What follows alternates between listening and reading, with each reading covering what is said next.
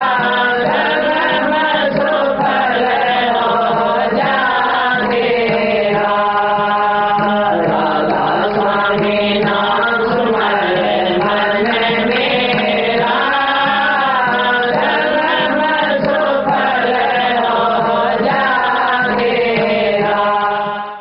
को समय की कदर करनी चाहिए। जो इंसान समय के साथ नहीं चलता है, समय की कदर नहीं करता है, तो समय नहीं रुकेगा, हम रुक जाते हैं।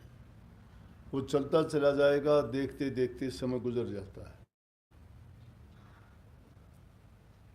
इसलिए आज का काम कल पर कभी नहीं छोड़ना चाहिए। ये आगे उस दिन करेंगे, महीने बाद करेंगे, साल बाद करेंगे, 2 साल बाद करेंगे। नेक काम हो तो उसको करने में कभी देरी नहीं करनी चाहिए। जितना जल्दी हो उतना जल्दी शुरू कर देना चाहिए। अगर कोई ऐसा काम है कि जिससे कोई दिक्कत, तकलीफ या परेशानी है, या कोई गलत काम है, तो उस काम के करने में जितना ज़्यादा हो आदमी को सोच विचार करके, सलाह करके तब करना चाहिए, ताकि बुरे काम से आदमी बच सकता है।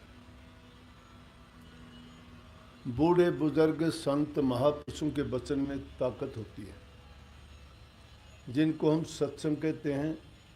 सत्संग में जो वचन फरमाए जाते हैं वो जीव की भलाई के लिए, उसके कल्याण के लिए, उसके सुधार के लिए और उसके उद्धार के लिए होते हैं। वो किसी एक व्यक्ति विशेष के लिए नहीं होते, वो सब के लिए होते हैं। चाहे कोई बादशाह है, कोई राजा है, चाहे गरीब है कोई, चाहे अमीर है, चाहे छोटा है, बड़ा है। लाभ उसको उससे किसको मिलता है? लाभ उसको मिलता है जो उसकी पालना कर लेता है, और जो उसको समझ जाता है। उस वचन को जो समझता नहीं है, उसको अपने जीवन में अपनाता नहीं है, तो वो समय से चूक जाता है।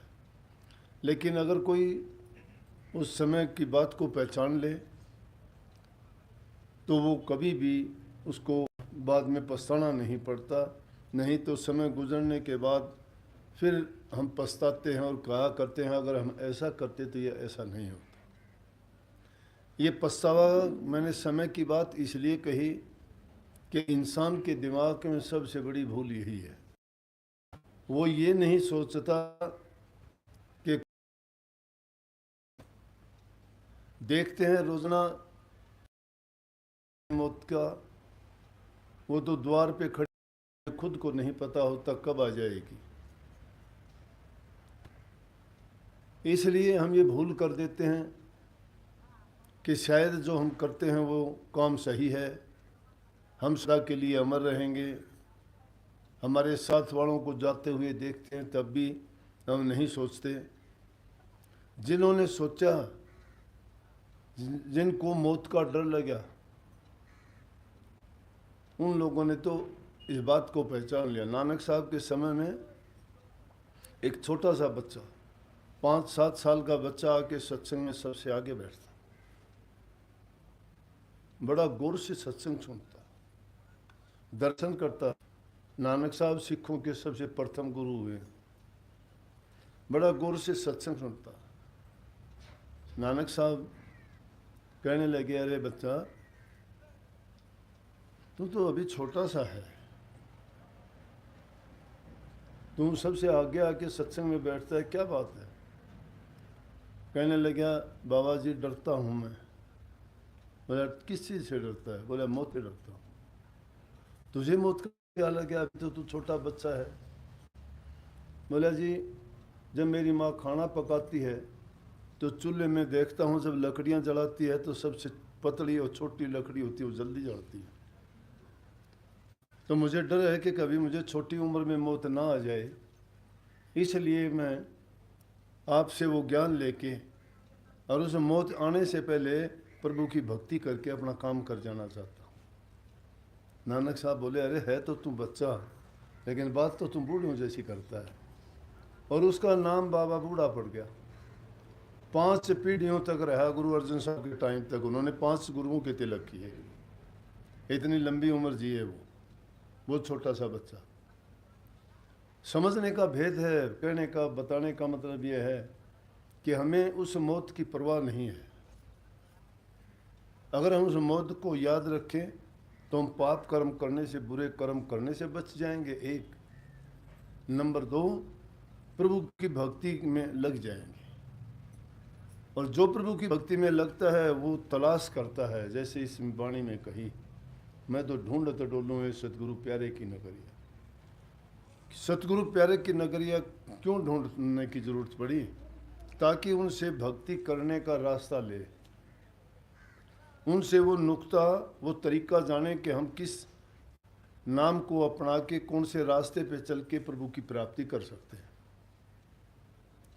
और संतों के पास जब जाते हो तो संत सबसे पहले कहते हैं कि अपने आप को इस लायक बनाओ, क्या प्रभु की भक्ति करने के योग्य हो जाओ। वो लायक बनने के लिए क्या करना पड़ता है? बुराइयां छोड़नी पड़ती हैं। बुराइयां हम में क्यों आ गई? कि जिस दुनिया में, जिस देश में हम रहते आए हैं, ये काल और माया का देश है। काल माया का देश।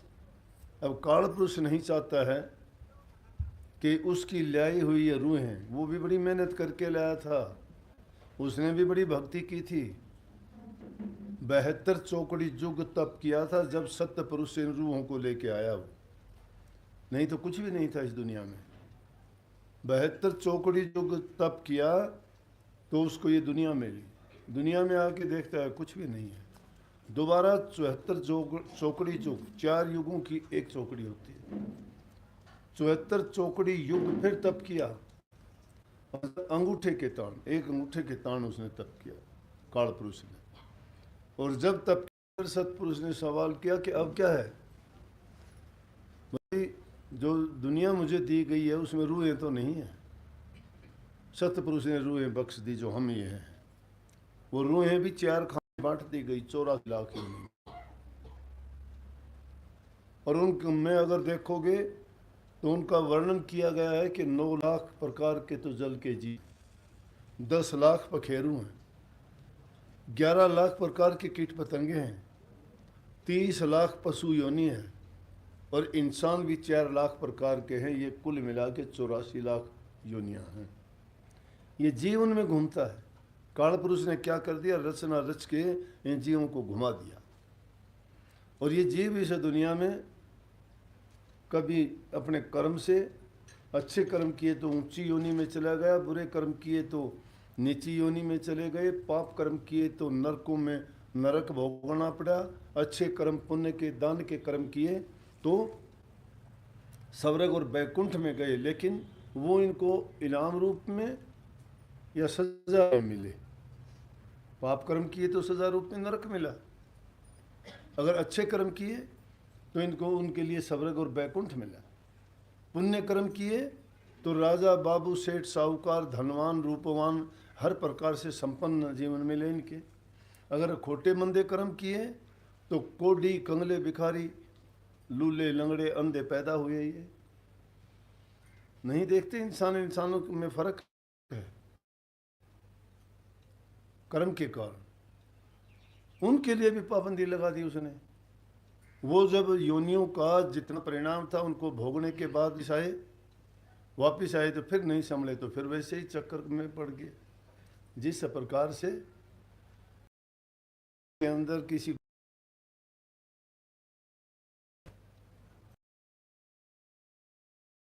रास्ता ढूंढ नहीं पाता कि मैं कैसे बाहर निकलूं, उसका सहारा है कि या तो उसको कोई रास्ता दिखा दे, नहीं तो खुद रास्ता खोजेगा। तो कैसे खोजेगा? दीवार के हाथ लगा के वो दरवाज़ा खोज के बाहर निकलना चाहेगा। खोजते खोजते द्वार के पास पहुंचता है और वहाँ खुजली चल जाए, उस हाथ से, दीवार से हटा के वो खुजली करने लग जाए तो रास्ता एक कदम आगे निकल जाएगा, फिर वो चक्कर काट। ये इंसान की हालत है। 84 लाख प्रकार की योनि में इंसान को ये अवसर मिला है कि प्रभु की भक्ति करने का। ये वो दरवाज़ा है जिसमें ये प्रभु की भक्ति करके, नेक कर्म करके, दान पुण्य काम के कर्म करके अपने जीवन को सुधार के, रूह को पवित्र करके परमात्मा से मिलाप कर सकता है और जो जन्म मरण के बंधन हैं उनसे छूट सकता है। वो ऊंची नीची योनियों के जो कर्म भोग है उससे बच सकता है। पिछले जन्मों में जो कर्म करके इसके ऊपर जो कर्ज लेके आया उस कर्ज को उतार सकता है, ये अवसर है। लेकिन इंसान में क्या है कि इसको विषय विकारों की खुजली चल जाती है, ये अभिमान में आ जाता है, किसी को घमंड धन का हो जाता है, किसी को ऊंचे खानदान का है, कोई बड़ा आदमी कुछ संसारी पदार्थों को पाके सोचता है कि मेरे बराबर नहीं है कोई भी, किसी को जाति का अभिमान, को रूप का अभिमान, उसकी बात नहीं। काल पुरुष ने ये चीजें उसको दी, और ये लगाने के अकेले नहीं, उनके पीछे काम लगा दिया, क्रोध लगा दिया, लोभ लगा दिया, मोह लगा दिया, ऐसे ऐसे उनके पीछे ये दुश्मन लगा दिए कि एक से निकलता है दूसरा पकड़ लेता है, दूसरे से निकलता है तीसरा पकड़ लेता है, उसको छोड़ते नहीं। इसलिए उनको 5 विकार, 5 दुश्मन भी कहा गया है। वो पांचों विकारों में कैसे फंस जाता है, उनकी गिनती तो करोगे तो गिनतियाँ का अंत नहीं है। परंतु कई बार हम सोच लेते हैं कि काम जो है गंदे कर्म को ही काम कहते हैं, वो अकेला काम नहीं है, प्रकृति का नियम है ये तो। लेकिन अगर आदमी अपने सतर से गिर जाता है तो वो अधोगति की ओर बढ़ता चला जाता है, संभल नहीं पाता। वो काम वासना से मतलब अकेले से नहीं है। कबीर साहब कहते काम काम सभी कहें और काम ना चिन्ह कोई, जितनी मन की कल्पना और काम कहावे सोए। जितनी मन के अंदर हमारी कल्पनाएं उठती हैं, अब मन में तो कल्पनाएं उठती रहती हैं, उठते बैठते सोते जागते कल्पनाएं उठती रहती। इसीलिए संतों ने कही, अरे भाई तुम उस नाम का सुमन भी इसी प्रकार से करो जैसे मन में कल्पना उठती है। रोकने के लिए चलते फिरते उठते बैठते सोते जागते अगर तुम उस सतगुरु द्वारा बताए गए नाम का चिंतन और सुमन करते रहोगे तो मन वहाँ से हटके, विषय विकारों से हटके, काम क्रोध लोभ से हटके वो प्रभु की ओर लग जाएगा। लेकिन अगर हम ऐसा नहीं करेंगे तो ये फिर मन हमें गिरा देगा इंद्रियों के स्वादों में, संसार के भोगों में, विकारी कामों में फंसा देगा। उनमें हम फिर फंसने के बाद में निकलना बड़ा कठिन हो जाता है। आदमी जब बुराई की ओर चला जाता है, गिरावट आती है, तो वो आदमी नहीं सोचता, वो अपने अवगुण नहीं देखता, फिर दोष दूसरे में निकालना शुरू कर देता है। बहाने लगाते हैं। कितने लोग आते हैं, कई बार आते हैं, उनके घर वाले लेके आते हैं जी ये शराब पीता है, बर्बाद कर दिए। अब शराब तो बर्बाद करेगी, इंसान के शरीर को बर्बाद करेगी, धन को बर्बाद करेगी, झूठा उसको बना देगी, चोर उसको बना देगी, लड़ाई झगड़ा करने वाला वो हो जाएगा, घर को वो बर्बाद कर देगा, बच्चों को वो बर्बाद कर देगा और खुद भी बर्बाद हो जाएगा। सबसे ज़्यादा बर्बादी है नशा, जिसको चाव करके जो थोड़े से ऊंचे, जिनके पास 2 पैसे हो जाते हैं, वो लोग इस बुराई को सबसे जमाने की चाल है वक्त की। सोसाइटी में वो कहते हैं कि ये बड़ी ऊंची चीज़ है, शराब के बिना क्या है। ब्याह शादियों में जाते हैं, पहले ही पूछते हैं कि शराब का इंतजाम किया कि नहीं, उसको पहले पूछते हैं, जो सबसे पहले बुराई है। जो बुराई की ओर भागे जाते हैं वो अच्छाई की ओर कहाँ चलेंगे। तो सबसे बुरी चीज़ ये है कि उन चीज़ों में जब पड़ जाता है इंसान नहीं छोड़ता। वहाँ के बेचारे परेशान बच्चे, उनकी औरतें, किसी की बहन, किसी की माँ, किसी के पिता कहते हैं जी इसकी छुटा और बहाने क्या लगाता है। कहता है जी मुझे पता नहीं क्या दिखाई देता, वो पिलाता है मुझे। मैं तो उससे यूँ कह दिया, अगर नोट ला के देते वो शराब क्यों कहता है, शराब कहाँ से ला के देता है तुझे। शराब पीने के बाद तो सबको कुछ कुछ नई नई चीज़ अपने आप दिखाई देने लगती हैं। ये बहाने ना लगाओ। जो आदमी अपनी आदत को नहीं छोड़ना चाहता वो दोष दूसरे में निकालता है। लेकिन संतों की अनूठी बात है, वो कहते हैं दूसरे का दोष ना देखो, पापी बन जाओगे। दोष देखते हो तो अपना दोष देखो, नहीं लाभ है। दोष देखो तो अपना देखो, दूसरे में दोष देखोगे तुम्हारी दृष्टि दोष देखने वाली बन जाएगी। अच्छे गुण देखो, अच्छे गुण देखोगे तो तुम अच्छे गुण देखने वाले बन जाओगे, गुण ग्रही होगे। अवगुण देखोगे किसी के तो अवगुण ग्रही हो जाओगे, क्योंकि फिर तुम अवगुण ही देखोगे, अच्छाई देखने की तुम्हें आदत नहीं रही। लेकिन बात मैंने काम की कही थी कि मन के अंदर अनेकों कल्पनाएं उठती हैं। कभी मन चाहता है मैं ये कर लूँ, कभी चाहता है कुछ कर लूँ, कभी कुछ कर लूँ, बदलता रहता है, एक ठिकाने पे टिकता ही नहीं है। उसको मन को रोकने के लिए एक ठिकाना है। गुरु की शरण में जाके गुरु के चरण में मन को रोक दो, उनके वचन में बांध दो उसको।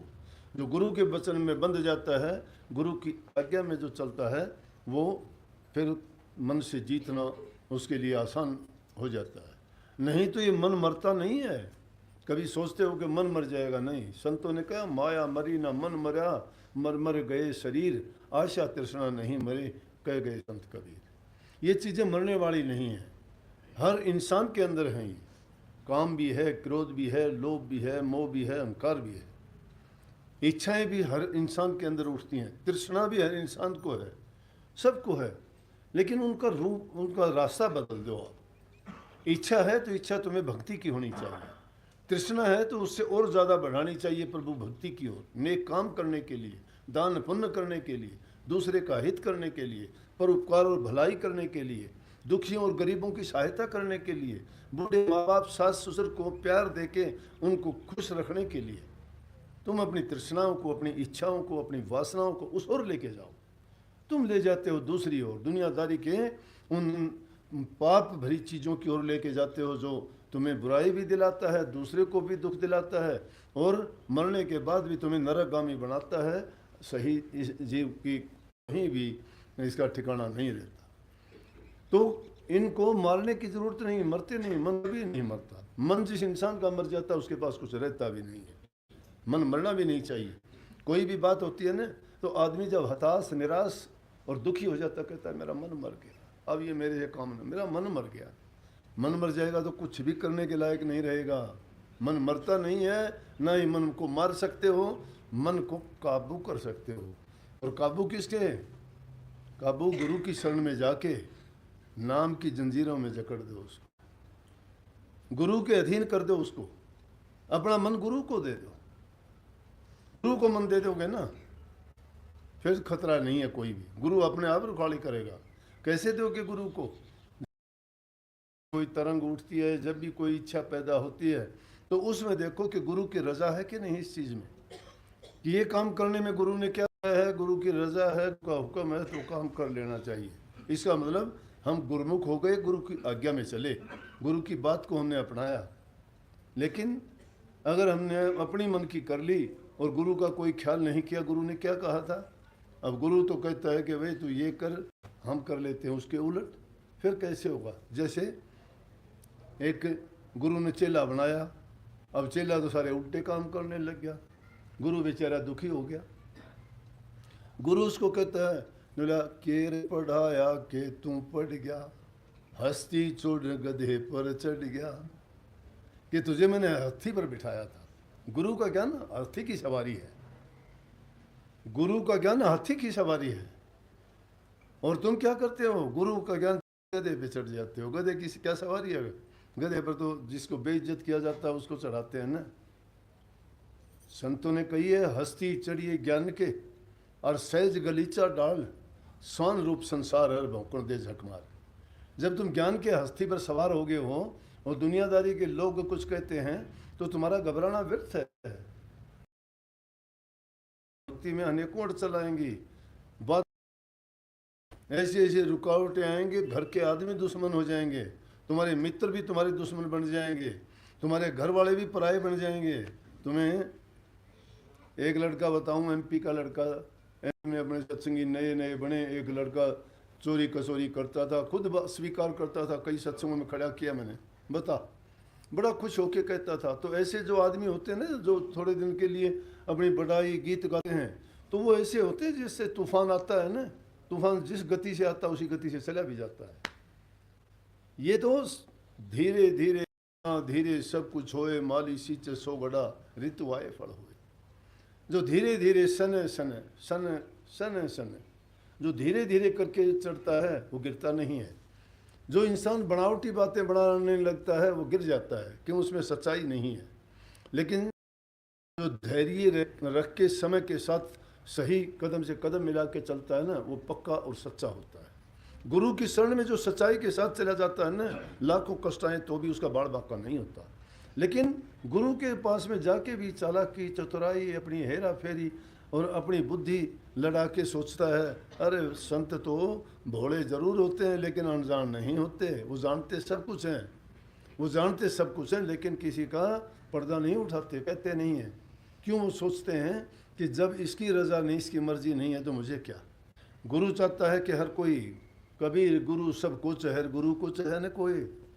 गुरु तो चाहता सारा संसार तर जाए, सभी बुराइयों को छोड़ के मालिक की भक्ति में लग जाएं।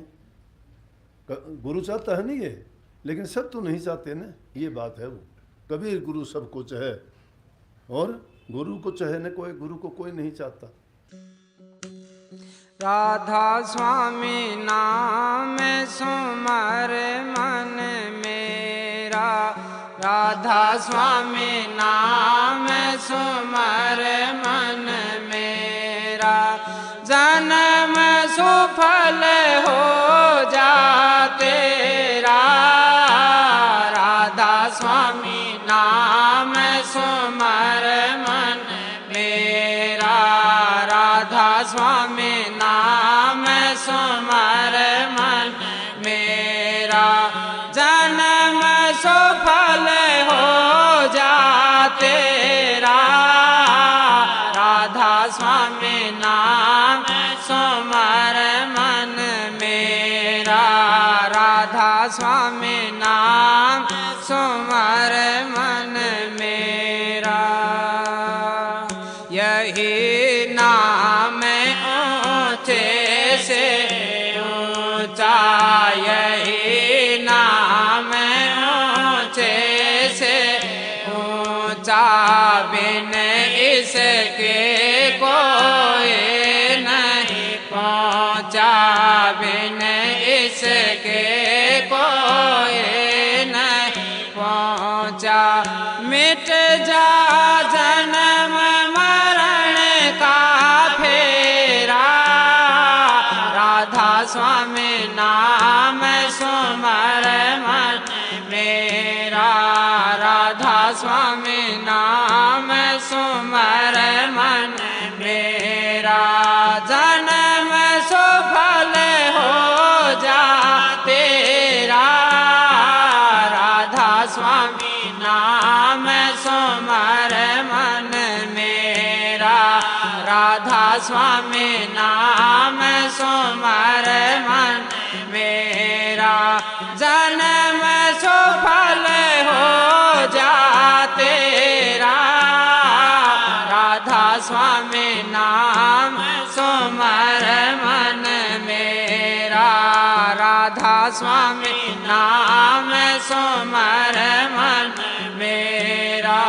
निज घर में तुझको पहुँचावे, निज घर में तुझको पहुँचावे, चिंता विपदा सभी नसावे, चिंता विपदा सभी नसावे, काल न आवे नेड़ा। राधा स्वामी नाम सुमर मन मेरा, राधा स्वामी नाम सुमर मन मेरा, जन्म सुफल हो जा तेरा।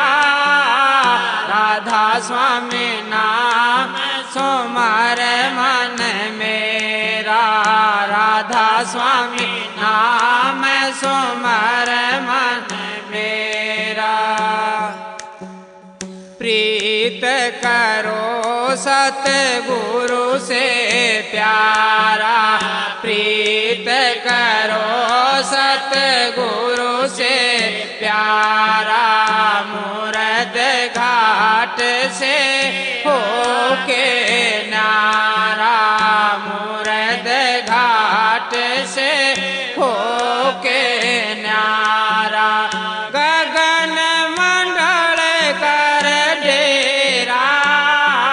राधा स्वामी नाम सुमर मन मेरा, राधा स्वामी नाम सुमर मन मेरा, जन्म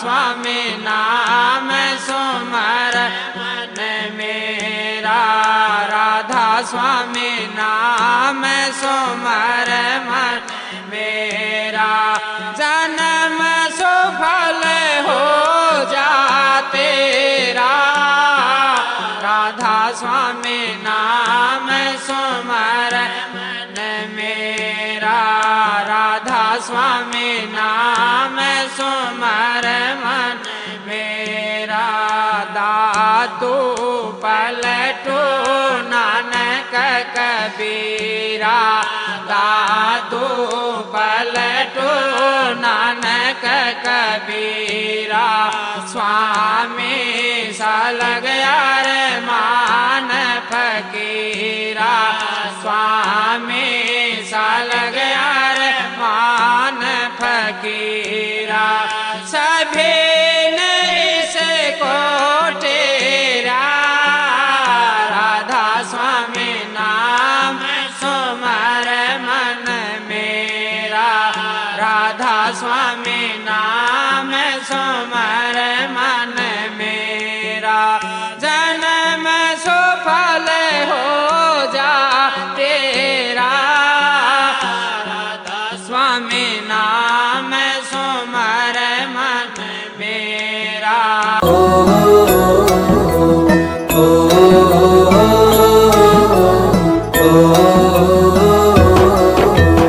चल सतगुरु के धाम हेली तज दे सारे काम है लेके उनसे नाम करो तुम भजन सुबह हो शाम है।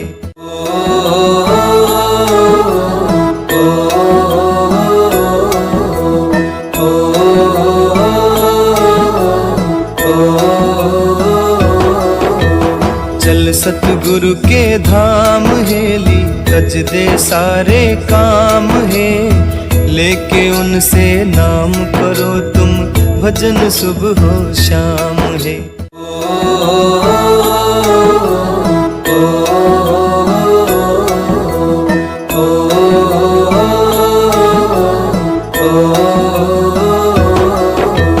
चल सतगुरु के धाम है।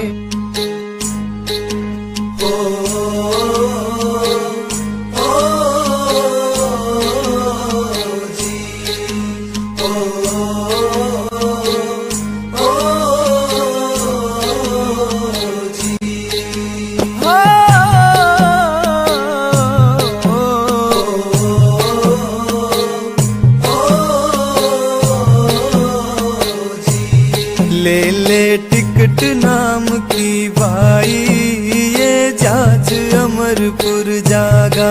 ले ले टिकट नाम की भाई ये जाज अमरपुर जागा। ये जाज अमरपुर जागा ये जाज अमरपुर जागा। ये जाज अमरपुर जागा ये जाज अमरपुर जागा। ले ले टिकट नाम की भाई ये जाज अमरपुर जागा। ले ले टिकट नाम की भाई ये जाज अमरपुर जागा। सोने का ये वक्त नहीं है जाग जाग फिर सोवे ना। हीरों जैसा जन्म मिला है कोड़ी की तरह खोवे ना। तेरा तुझ में छिपा हुआ है पत्थर पानी टोवे ना। पूजा पाठ व्रत करो कितने इन ते फायदा होवे। नाम दवाई पर खानी इतनी आसान नहीं। जो खावे जीवत मर जावे फिर जीवन का काम नहीं। मिल सहज में कोई ले लो लगता कोई दाम नहीं। धारणा निश्चय कर ले बिन इसके कल्याण नहीं।